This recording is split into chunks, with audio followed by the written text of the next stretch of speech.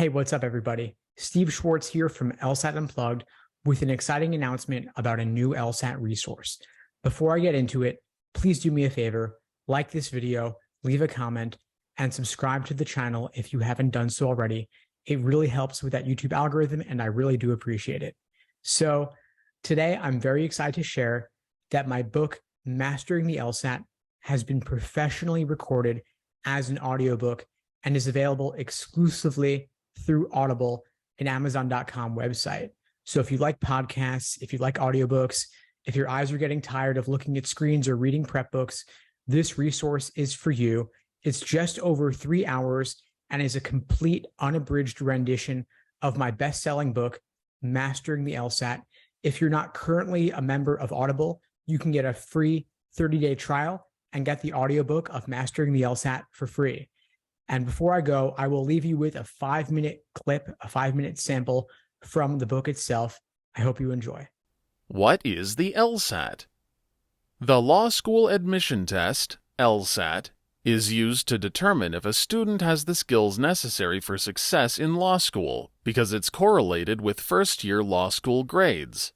The LSAT is graded on a scale of 120 to 180. with 120 being the lowest possible score and 180 being the highest possible score. The median score is around 151, which means half of the test takers scored higher and half scored lower. The LSAT has 3 scored sections: Analytical Reasoning section, aka Logic Games, 1 Logical Reasoning section, and 1 Reading Comprehension section. Logic games are short puzzles, somewhat mathematical seeming in nature. Logical reasoning is comprised of brief, bite-sized arguments. Reading comprehension may look like something from the SAT, but it's actually looking for you to analyze arguments presented, rather than absorbing the information itself. A 4th, unscored and undisclosed experimental section is also included, which I'll cover in more detail later. For now, know that it will typically be one of the 3 major section types: logic games, logical reasoning, or reading comprehension. And finally, there is an unscored writing sample administered separately. Ultimately, the LSAT is designed to assess 2 major abilities: short-term working memory and critical reasoning skills.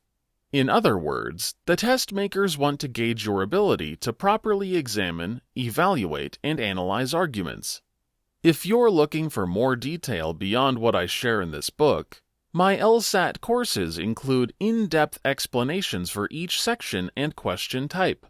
And if you think the LSAT doesn't test anything important, you'll soon find out that these are skills you'll use in law school, when you will be evaluating real legal cases and real-life scenarios that are more similar to LSAT-style questions than might seem obvious at first glance. Why take the LSAT? The LSAT has been in existence since 1948 and has evolved through many formats over the years. However, the current major question types, logic games, logical reasoning, and reading comprehension, have remained largely the same since 1991, despite a few minor changes, such as the addition of the dual reading comprehension passages in June 2007, which I discuss later. The LSAT is significantly harder than the GRE, GMAT, MCAT, SAT, ACT, etc. It's unlike anything you learned in school. It doesn't test math or vocabulary. Rather, it puts your critical thinking skills and short-term working memory to the test. Oftentimes, students are in for a rude awakening when they first encounter the LSAT, but it can be conquered in the end. The LSAT is considered a valid and reliable admission test because it has a strong correlation with first-year law school grades. Interpreting arguments on the LSAT is highly similar to interpreting fact patterns in law school. On the LSAT, there are ambiguities in the fact patterns.